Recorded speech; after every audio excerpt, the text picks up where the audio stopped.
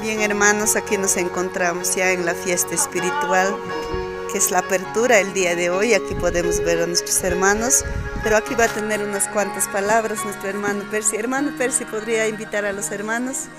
Hola, Dios le bendiga, amados hermanos. Dios me lo bendiga a todos los hermanos en Cristo Jesús. Tengan muy buenas tardes. Estamos aquí ya listos, a punto pues de empezar a la gran fiesta espiritual del Señor, de la iglesia Camino hacia el cielo. Está ubicado pues entre la calle Real y avenida Comuneros, a la altura de Chaclas, hermanos. Sean bienvenidos, les esperamos. El día de hoy pues es apertura y sábado y domingo fiesta espiritual. Todos están invitados. Si estás pasando pruebas, estás pasando dificultades, estás enfermo o quizás estás postrado, ven a esta fiesta del Señor y no veas al hombre. El hombre no te va a sanar, el pastor no son los siervos, es Dios que va a usar a sus hijos y mediante ese